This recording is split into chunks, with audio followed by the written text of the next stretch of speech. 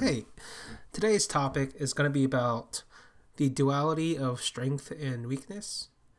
And what I mean by this is, ever since I've earnestly started studying competition, I've noticed a correlation between a player's greatest strength and their greatest weakness, or vice versa, where their weakness becomes their strength. And so I'm just going to set a few examples, and I'm going to generally talk about how it goes because, for instance, if you were always focused on, let's say, your aim in CSGO, and you're always hitting the DMs, you're always focused on where your crosshair placement should be, always practicing your spray and all of that time you spent focusing on the mechanics of the aim detracts from the time you could spend, say, learning new smokes, learning how to vary up your positions and your roles, how to play off your team members. And that's just like a very basic way of talking about strength and weakness, because at the end of the day, nobody has enough time to perfect every single attribute when it comes to competition. You can only get to a basic level in most of them, and then or maybe a high level in most of them if you're a pro, and then after that you have to focus on your specific greatest ability, because that attribute, that's what's going to get you to the farthest level of competition.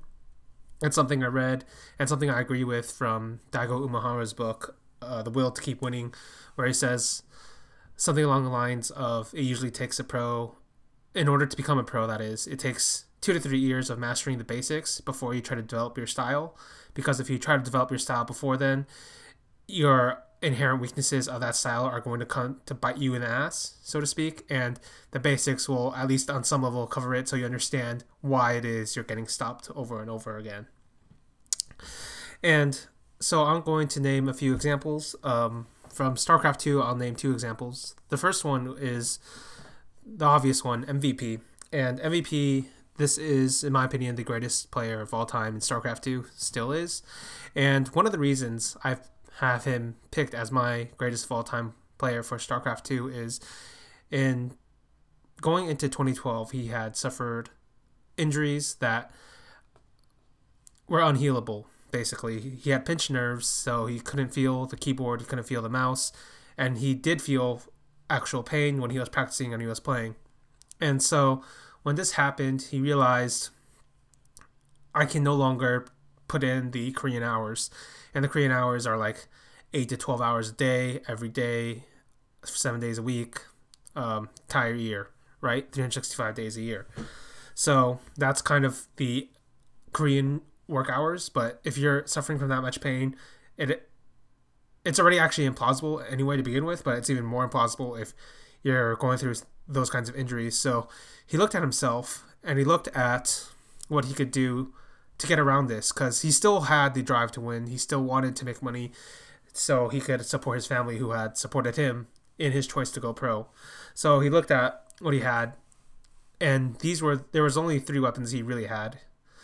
Basically, he had his game knowledge, and he was, in my opinion, the most knowledgeable player at the end of 2011, despite there being multiple players that you could put ahead of him in terms of skill or in terms of ranking.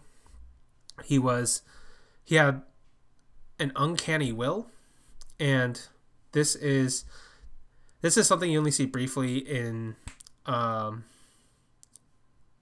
the 2011 GSL November semifinals game against Lenok, where he was down a gigantic amount and almost made it impossible comeback, only to get stopped at the end by infestors. And so he has the knowledge, he has the will, and then he has the ability to learn. And this is something that, or he has the mind games to learn. And this is something that, in a sense, MMA taught him, because this is how MMA beat MVP in their GSL finals head to head. Because before then, like, it was a back and forth affair. Yeah, MMA was slightly favored, or more favored in that particular matchup, but the way the finals went, it was hugely MMA favored, and the reason was because MMA had found builds that countered MVP's style. MVP looked back on that match and realized, wow, MMA prepared this for this series way better than I did, and he countered me before I even got to the game. Basically, the series was already won before it even started. And MVP looks at that, and he looks at his failing injuries, his unwillingness to give up, and the gigantic amount of knowledge he had, and he combines all of this into an incredible miracle year, basically, where despite, in my opinion, only having technically he should really only have been a round of 32 player in the Codes. He made it to 2 GSL finals. He won against Brutal and Fester at IEM Cologne. He played an amazing comeback game against Innovation in 2013. Those are the miracles, right? And the reason he's able to do that is, first, he's able to analyze not just the race, but the player, what their tendencies are, what their favorite builds are, and he looks at his own wide knowledge of the entire game, and he says, okay, so if he plays this way, then if I do this, not only do I counter this, but even if it fails, he will then react this way, and because he reacts this way, I can then do this and do something else. So I'll give you an example, like Rain versus MVP GSL semifinals season 4 of 2012. Basically, Rain, we'll go with Rain first. Rain was the best late game Protoss in the world at that time, arguably the best late game Protoss of all time. I think he is, but there might be a case. I still haven't completely studied it. And at that time, Rain was completely obsessed with only playing his game. And what I mean by that is, this is a guy who believed if he could defend everything in the early game and mid game, no matter how far behind he was, he could make a comeback because he understood positioning, army composition, and let's probably say economy to a certain extent, but definitely attack and upgrades more than any other player. He'd end up playing up in the late game, no matter the race, except for Zerg, but that was because Brutal and Fester. And so Rain had this strong belief in it, so he believed going into that match, he looks at MVP and he realizes, MVP's macro game is pretty weak. This should be easy. Or at least that's how he probably should have been thinking, because I think that's how most people were thinking about that particular matchup, me included. And here's what MVP does. MVP realizes, so this is a guy who clearly has a lot of confidence in his late game. So here's what I'm going to do. In the first 2 games, I'm going to all in very hard. And it doesn't necessarily matter if they win. I mean, it does end up winning one of them, I think. But what does matter is, by all-inning very hard, I send the message that I can only win by cheeses. Rain bites on this. Rain goes. And realize after the first 2 games, Rain realizes, wait, is this really all MVP is? Just a bunch of cheeses? And so, let me check the score real fast, but the way it works out is, in the following 3 games, Rain does an incredibly totally build that is, in my opinion, too safe, basically. Safe to the point of risk, because basically he starts believing MVP can only win this way. MVP cannot win a macro game. And so what MVP does is MVP kind of takes that idea, and now it's now in Rain's head. MVP can only win with all-ins, and then MVP does the opposite. He cheeses, but economically speaking, he goes triple command center, gets a bunch of SCVs. He gets way further ahead on tech and economy. And even then, Rain's battle plan should have worked, because what Rain was thinking in his mind was, even if MVP got that far, I should still be able to beat him, because my army control is better, my tech is better, my unit composition is better.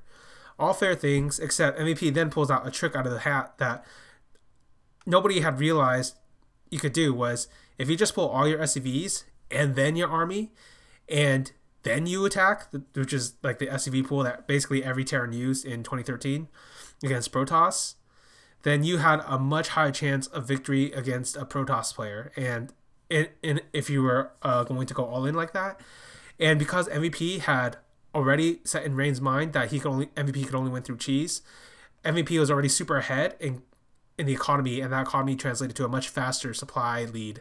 And then with a much faster supply lead and pulling the SCVs, all of a sudden, even though Rain better micro, better execution, better unit composition, it doesn't matter because MVP has too much stuff at that point in the game, and he ends it before Rain's battle plan comes online, and thus MVP upsets Rain, even though Rain, in my opinion, much better player at that time.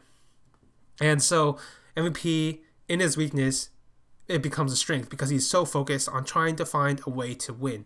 And this is one of the reasons why MVP is like one of the all-time great players, right? And now I'm going to go to somebody else. I'm going to go to Naniwa. And this is a very different idea about strength and weakness, because this isn't talking about Naniwa as a player or his style necessarily. It's actually talking about him as a person, him as a competitor. Because Naniwa was one of the most ambitious competitors we had ever seen in StarCraft 2. This is a foreigner who was willing to move to Korea, play in Korea, and do the Korean practice hours in order to beat the Koreans, in order to become the best. And because he was so obsessed with winning, so obsessed with getting that title, so obsessed with proving he was the best, when he got to the finals, the pressure mounted too high, and this is why we consider Naniwa a Kong, basically. And a Kong is a StarCraft term basically denoting second place finishers, like guys who basically like choked under the pressure, most famously named after Hong Jing-ho, Yellow, in StarCraft Brood War, for his many second place finishes, despite probably should have won a few of those at least. And obviously there's the biggest Kong of all time and ever was Su in StarCraft 2, but Naniwa was definitely among them. And Naniwa, despite being able to beat any of these players in the finals that he played in, except maybe Leenock, because like Leenock had this weird read on him sometimes, but besides those finals, every other finals Naniwa played in, he probably could have won, and many times he maybe should have won, but he never did because he just choked under the pressure. He played worse than he did, and it's kind of like sad. It's kind of sad in a way, because this motivation, this drive, this ambition, this rage that Naniwa has, that's what pushes him to become so good at the game, and it's what stops him at the very end from winning those titles that he wanted. So that's what I mean by strength and weakness being a duality, because his strength pushed him all the way to the top, but then it became a weakness at the very end. And this is very similar to one of my favorite Dota 2 players, Eternal Envy. And Eternal Envy is a guy very similar to Naniwa in the sense that he has a bunch of second places, though it's much more complicated as to whether or not you want to call him a choker, just because of the teams he's been on, where if you look at the teams and you look at like the breadth of their careers, it's not like these were almost all-star teams usually. So in Eternal Envy's case, though, what makes him so magical is his ability to win at any point when he is super down in the game, as if like in his mind he thinks this is the real. I wrote an article about it, but in his mind and in his career, he literally thinks on some level he is an anime character and he must make the comeback victory. And so he has the most comeback wins of on land of any professional player I've seen in Dota 2. But at the same time, he also has a bunch of throws. And what can you say? Basically, this is a guy who like thrived in chaos and like went out in and would be taken out if like he was like too far ahead, because for whatever reason he couldn't focus. Like Moon Meander basically said it best. He wasn't afraid of the Eternal Envy that had a 95% chance to win, but if the Eternal Envy had 5% chance to win, you better be fucking careful, because he might just take that fucking game. And that's like the Eternal Envy thing. And when I talk about his strength and his weakness, it's very similar, because he had thrown so many games, he kind of knew how to make the exact same comebacks on other people, in a sense. And because he always believed in it, and always kept on happening, at some point, all of his teammates, no matter who they were, because he changed teammates a bunch of times, they'd all look to him, and even though they'd all be down, a part of them would believe it too. They'd be like, well, we're down like 40k in this game, but Eternal Envy has 2 Divine Rapiers, let's go. Like that's something that only an Eternal Envy game brings. It's also why he's probably I haven't taken a survey or anything, but I'd say he's one of the most popular players just to watch because his games can be so exciting, so chaotic, in such a beautiful and destructive way. Because this is a great quote from him where he basically says, "If you are behind dramatically behind in a Dota 2 game, you have to go suicidal. You have to create chaos. You have to create so much chaos." And the reason you create this chaos is because if the enemy opponent understands Dota and you understand Dota, then you both understand you have lost. But if you create so much chaos to the point where you no longer understand Dota and the opponent no longer understands Dota, you have a chance to win. And that's Eternal Envy in a nutshell, basically. And because he has like mastered this chaos style so much, he's kind of like pushed himself. He even pushes his team into this like weird chaos style. But to be fair to Eternal Envy, it seems to have been put under a level of control, at least in this Fnatic roster I've seen so far, but we'll see. All right. Another leader talk about this time is MSL from CSGO, and this is a guy I wrote about having very similar traits, and the article is called like Bounded Rationality, a look into the mind of MSL. You can read it, but basically I'll summarize a little bit. MSL was a tier 2 leader in CSGO, and that's a bit different from being a tier 2 leader in any other game. And the reason is because it's, in a sense, regionalized. So, and leaders themselves are rarely ever farmed into the top team. What usually happens is the top team has a leader, and then when players fall off, they farm from the second best team from the same country. And so MSL was stuck in this place where he'd take his team to like top 10, and then a team above him like, wow, that Easy guy is sick, buy him out. Like, oh wow, this Caribou guy is sick, buy him out. Like, that's basically what happened to MSL throughout his entire career in CSGO, and because of that, he developed this ability to constantly be able to raise up young talents and make them star players over and over and over again. And fair play to him. At this point, he's basically like, he basically stole a player from he stole the player back from the team that used to steal from him with Kirby, right? So he's pretty fucking good. But at the same time, like, because of what he had to do as a tier 2 leader, which is like create situations where you have everything under control, where you have the ability to create the upset. And a good example of this is in map veto, where you can always ensure the map veto goes a certain way if you let your best if you let your opponent's best map go through. And this is something MSL has historically done a bunch of times in CSGO, and this used to help him a lot as an upset team, because as an upset team, he would be able to have his team practice that map, be very good at it, and all of a sudden it's your best map against their best map, and you have a chance. Whereas as against an underdog team, he'd use the same philosophy, but the same philosophy would work against him. And in those situations, it probably would have been better if he had gone for like relative strength against relative weakness. Because in CSGO, at least, it's because there are so many maps, it's much harder for a team with a bunch of weaker players. And by weaker players, I don't just mean aim, I just mean understanding of the game.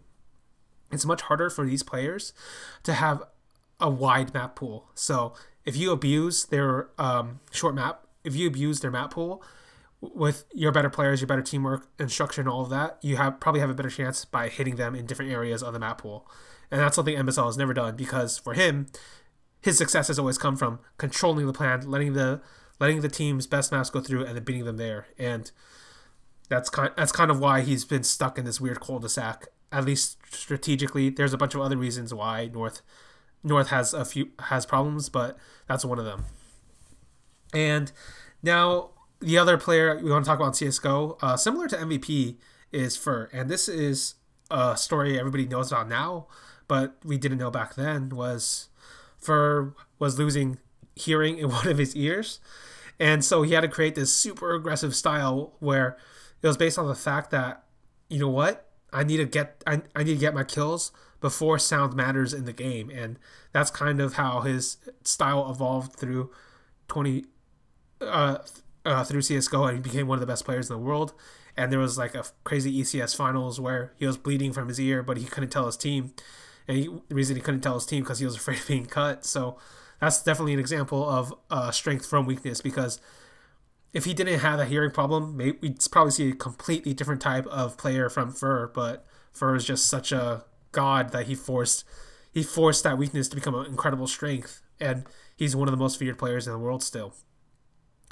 And finally, I will end this with a Melee example. Pretty rare, because I'm not a real expert on Melee, but there's this player. His name is Mewtwo King, probably the player who has played Melee the most in the entire existence of the world, or at least was in Melee, because like this is the guy who like broke open into the practice room, like counted all the frames and did all that crazy shit. And he's played every version of Smash, very good at all of them. And this is a guy, when I look at him as a player, when I look at his tournament runs, I always get the feeling that Mewtwo King had so much knowledge, had so much ability to play so many different characters at a top level, like Fox, Marth, and Sheik. Those are the three main ones. He had such ability to play all three at the highest level that what would constantly happen is, if something bad happened, he'd just switch. Or if something good happened, he'd just switch. And the reason he'd switch is because in his mind, when he was running these simulations, I'd imagine he'd be like, yeah, but what if like basically it's giant what if with Mewtwo King, because whenever he plays, even if he loses with Marth, for instance, like I think his best character, he think in his mind, but what if I played Fox? What if I played Sheik? What if I played this different map? What if I did this? What if I did that? And because he had so much knowledge, like in a sense, he's kind of like frozen, because he hasn't like fully gone all in onto just one character.